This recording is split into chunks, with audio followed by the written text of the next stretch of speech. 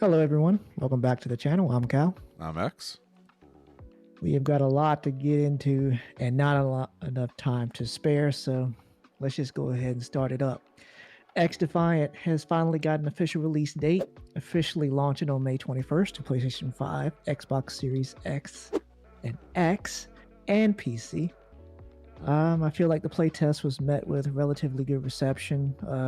There's room for improvement, mostly with hit registration and just their netcode in general, along with X's inability to play at all on PC. Yeah, I really wish that you had at least got like the feel for it, or they had fixed it before, they turned the servers up, but that sucks. Just make sure you guys check out our review that we did earlier in the month. We did our best to give you a general overview of the game, so you can judge for yourself if it's worth your time or not. Dragonball Sparking Zero got another trailer. Well, real quick, that's free though, yeah? Yeah, XDefiant is free. Okay, yeah, so you're not really risking a lot other than your time. Right. But yeah, Dragon Ball Sparking Zero got another trailer titled Master and Apprentice, this time showcasing characters like Piccolo and Gohan, the Pervert, Master Roshi with Yamcha and Krillin. We got Gohan and Videl also, and they even showed off Gohan with his signature one-handed Kamehameha. They even showed off Future Trunks and his burning, burning attack? I think that's what it's called. Mm-hmm. Yeah, it looks like he's doing a bunch of hand signals. I don't know. It's like a Naruto hand Yeah. signal. Yeah, you know what I'm talking about. I know what you're talking about, yeah. What does bother me about this game is that there is no local split screen. Back in the day, like the old Tenkaichi series. Oh, really? Yeah. Like I know a lot of... I don't know how popular that is. I'm not a child anymore. I don't know if kids even go over their friends' houses and have sleepovers anymore because of how popular online is. But I just feel like that was very important back in the day when we were growing up, to be able to play on the couch like with somebody next to you. I just feel like that should be a staple anywhere, especially if you're going to make a fighting game where it's just 1v1. I feel like that should be the standard. That's like yeah, I'm not a game dev, but it seems like it would be easy to implement. I don't know.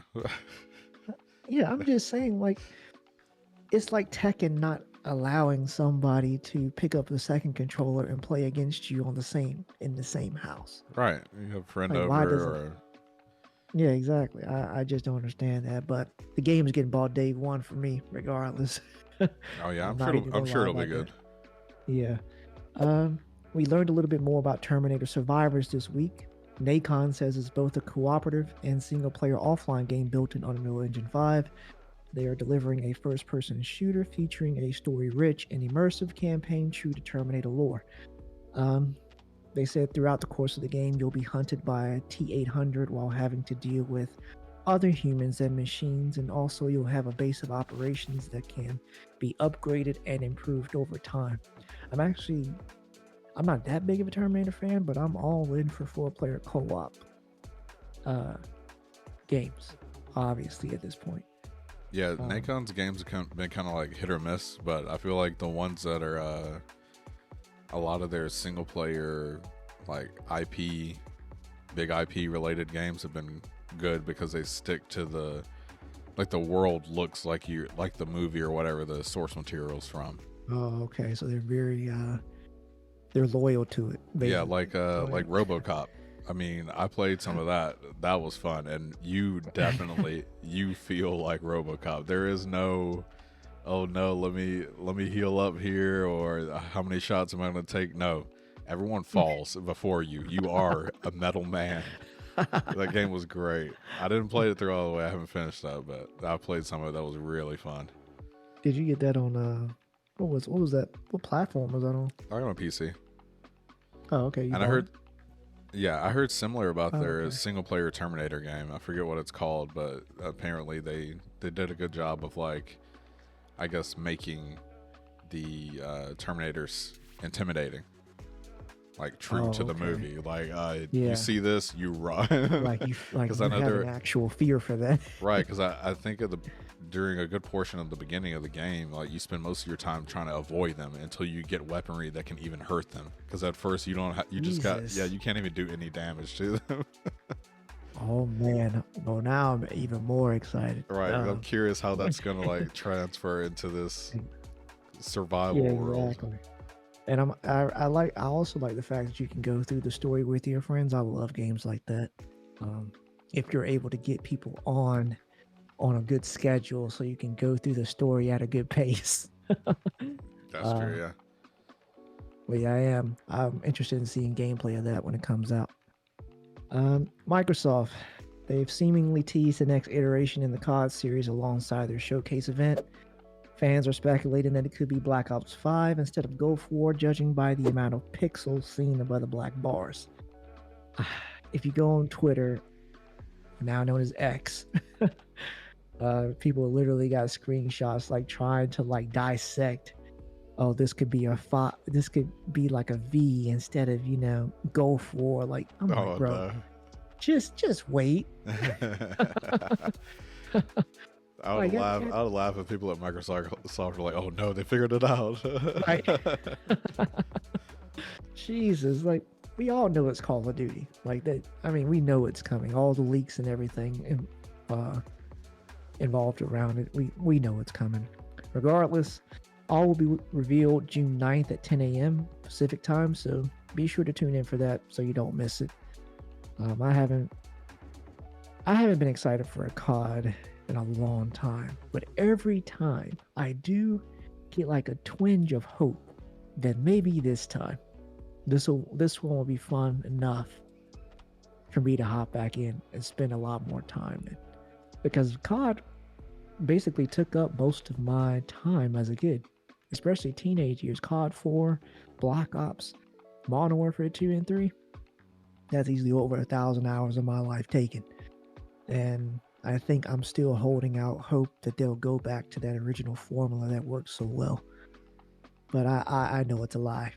You're going to open up this next Call of Duty, it's going to be a store in your face asking you want to be a T-Rex or something. Oh it's going to be stupid. Well, I mean, if you find out you hate it, maybe XDefiant will fill that void for you. Maybe, I don't know. Even then, I'm like, I don't even know if I even have it in me to, play a first-person shooter competitive anymore. I don't know. We'll see. But like I said, June 9th, we'll be tuning in to look at it. Remedy wants you to know that they're still chugging along on their Max Payne remake. During a quarterly earnings meeting, Remedy revealed that Max Payne 1 and 2 will be moving into full production during quarter 2 of this year. And also their upcoming multiplayer action game, codenamed Kestrel, is still in the concept stage. Tencent, the Chinese company that seems to have their hand in everything these days, has nearly tripled its investment in the studio. So that's always good, I guess. The team responsible for Control 2 is currently finishing up its proof of concept and will be moving to its production readiness stage during quarter 2 as well. Let's also not forget that Remedy still has 2 expansions in the works for Alan Wake 2, one titled Night Springs and the other The Lake House, but we don't really have any release dates as of yet. You didn't play Control, right? No, I started it, but I was not enjoying it. But I heard other people really loved it. So how many hours you put into it? Not a lot, like 1.5. Honestly, I was interested when I met the janitor in the lobby. Okay. Like after that, it hooked me. I was like, "What is this guy talking about?" Like the whole vibe was just creepy. But yeah, and I also got a lot of Matrix vibes from that game as well. Yeah, I could see that from a little bit I played. But Remedy, they did Alan Wake, yeah? Yeah. Okay. Because I saw some news that Alan Wake did not sell well, even though everyone loved it. It just didn't sell well. I didn't even get to read about that, but here it says sales figures show the full budget for Alan Wake has not been met. Like they have not broke even yet. I don't think. Wow, was that one of their first projects, right? I mean, I really don't remember anything. I don't know that much. Yeah.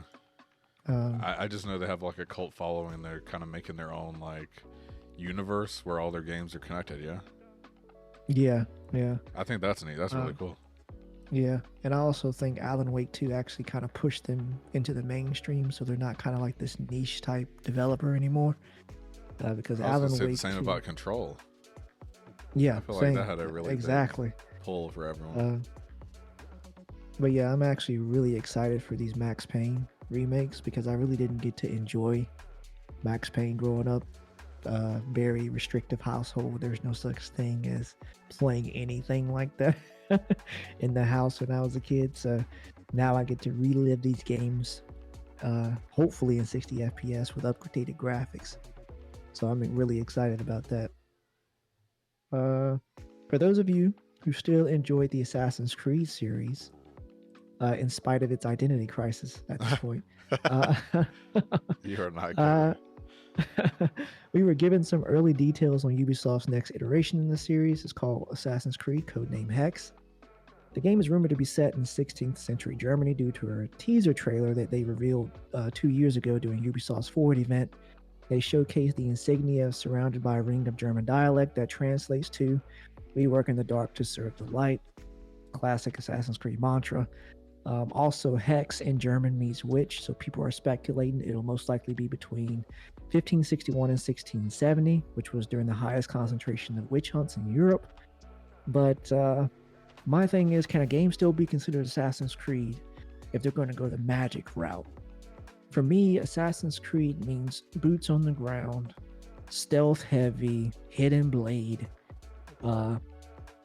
great combat, like in your face type combat, similar to like Arkham Knight, the Arkham Knight series in general. Like I don't like if this is gonna. I don't want to be play as a witch with magic in Assassin's Creed. I would like that to be its own thing. This feels very similar to the way that they tacked on Tom Clancy's name to XDefiant in the beginning, and then realized that this isn't fit with the Tom Clancy name. Yeah, I could see that. They could still make like their own stealth game with magic if it really is Right. like an Assassin's Creed kind of stealthy kind of game. I don't know, but yeah, they're definitely stretching the naming here, reusing it. Yeah, I just feel like they're so scared to like branch off, and like it's not going to get the attention if they don't put Assassin's Creed. Um, but yeah, I was just concerned about that. But we also have Assassin's Creed codename Red that's still in development, which was slated to be set during feudal era Japan. I'm also sure, depending on when Ghost of Tsushima 2 launches, I hope this game doesn't launch anywhere close to that because there's going to be a lot of comparisons drawn between the two. And God forbid if Ghost of Tsushima is way better than what they give us. Because there's a lot of stealth elements in Ghost of Tsushima. Did you ever get to play story? No, I didn't. I only purchased okay. the multiplayer mode on PlayStation. Oh, okay. But yeah, they had really good stealth mechanics, great combat. Yeah, I'm really interested in what they're going to do different because I've always wanted them to go to Japan, but I kind of got that with Ghost of Tsushima now, so now I'm not really that excited as I used to be. But yeah, you said there's pandemonium on Steam Oh, concerning Helldivers. What is going on? oh yeah. Let me pull it out real quick. We'll see what the review situation's looking like. Okay, we got mostly negative for recent and now mixed for all. There's so many negative. Jesus Like Christ. the graph is just my Yo, goodness. that is insane. You don't even know what the graph looks like. It is unreal. You have like blue bars that are like, I don't know, half a centimeter tall, and then red bars that go down 71,000 negative, 36,000 negative in the past 2 days. So over 100,000 negative reviews. Over 100,000? Yes, in the past 2 days. So people are not That is happy. insane. uh, But fair. Because the funny thing is, like, Arrowhead is now like trying to point everyone toward contacting Sony now, and like even people in the Discord, like one of the, I think the moderators or something was basically saying like, yes, leave, like air your complaints in the reviews, because I think this is the only way that we'll have leverage to do anything if we were able to with Sony. So basically, I think people took that and ran with it, because my goodness, I've not seen this many negative reviews in a long time. Also, that statement that they made initially talking about, like, it was kind of like really like passive aggressive. Like, I'm sorry, you're the community manager. There's a standard that you need to have when you're talking to a fan base. And just to clarify, for anyone who isn't aware, we're talking about the PlayStation Network account linking requirement that's coming up. But yeah, go ahead. I was just saying, it's like a certain way you need to talk to the player base. Like, don't be so passive aggressive, unless that's kind of your brand. Like D brand is like that. Like, yeah, I get what you're saying. Yeah. Because you're stoking a fire. You don't want to do that. Like, there's people's jobs at stake when you do stuff like that. Yeah, they locked the comments in the announcement on Steam. I mean, it's clearly Sony's decision, of course. This is nothing Arrowhead did. And this has been in the game since launch. The thing was, at the very first screen, I did this myself. You have an option to skip. I didn't read anything. I clicked skip and just played the game. Really? Yes, okay. Because it says, like, when it pops up, like someone posted a screenshot of it. It says at the bottom of this, like at the bottom of the thing, like PlayStation Network account is required to play this. But above all that, there's more stuff, and then there's a skip button. So I mean, why would I? Want to skip? There's a QR code for you to sign in, and then there's a skip button. I just click skip. I completely ignored that.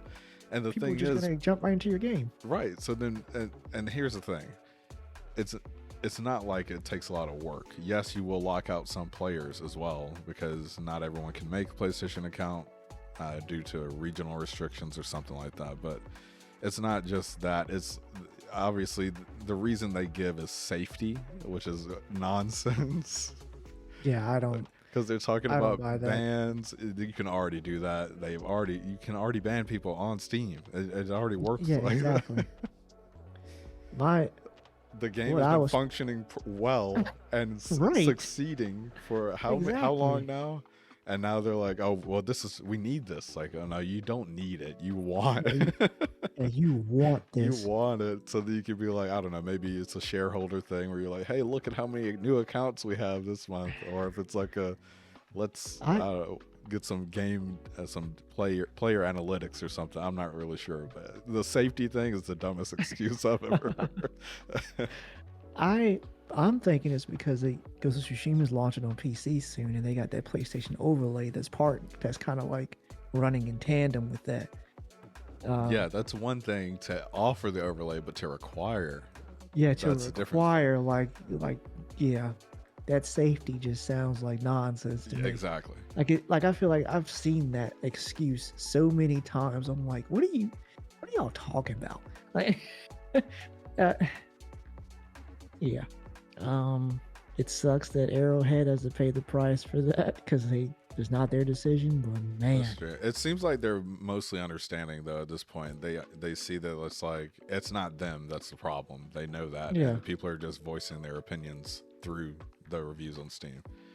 Yeah. But yeah, speaking of, you were talking about Ghost of Tsushima, they went ahead and clarified. Sucker Punch says you won't need PSN login for single player, but that you would for multiplayer. Oh, they're going to already get it out there. Yeah, they're trying to air it. Go ahead and air it out. We don't want this controversy. Right, we don't want nothing to do with that. It seems like it's not just the overlay that you'll need it for, which is what I thought initially when we talked about this previously. So you will need it just in general, which is, I mean, it's clearly they're just trying to push it at this point. I think they're trying to push it for all their games. I'm assuming going forward, in a similar way to other places, like, I mean, every other launcher, even Microsoft account, Ubisoft, EA account, like all this stuff, Battle.net. I mean, Ubisoft Connect is the absolute worst out of all It's of pretty them. bad. I don't like, bro. When an ad popped up in the middle of me playing Assassin's Creed, I was like, "Oh, you got to be kidding me!" Like already, I had to go through this egregious setup just so I can get in here, wait for you to load up, so I can load up my game, And and then you gonna throw an ad?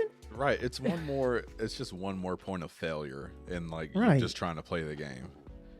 So Exactly. I remember when I was trying to play the Skull and Bones alpha test or whatever it was. I could not get my Ubisoft Connect to connect. Like it just said no connection. Like check internet, where I could do everything else. I could browse fine. It wasn't an internet issue. Then I'm going through Reddit trying to search how to connect Ubisoft Connect. And some people are like, try a VPN. So I did a VPN, and for whatever reason, that fixed it. I don't know why. Why? Exactly. So I basically had to set up the VPN just to play the game. It was so silly. And the thing is, it gets even worse when you like double that. So you buy a game on a different platform, and then you press play on Steam, only for something else to pop up for you to log into that. So then not only you have to rely on Steam to be working properly if there's any Steam DRM, Right. then you got to worry about Ubisoft Connect or whatever other Battle.net, whatever other account you might need to also be working properly. Their server can't be down or having some kind of issue. Or maybe they release an update that now the game that used to work on Steam Deck doesn't work. I've seen that so many times on complaints for Steam Deck verified games. Like these games are verified to work, but then Ubisoft maybe pushes the update to their launcher, and now the game doesn't work for another 2 weeks. Which you have to have a flawless run every time. Like That's what I'm saying. Everything. It just adds another point of failure in addition to all the other complaints people have about it. Right. So, yeah, no, I did not expect. I'll just end it here. I did not expect the reviews to get that low. I saw the like mixed Me neither. recent. I'm like, okay, yeah, this makes sense. Mixed recent, and then but no, they changed the entire overall score. It is now mixed overall. Yeah, that's insane. Because when I first looked at it, I was like 10,000. Oh, okay, yeah, that's obviously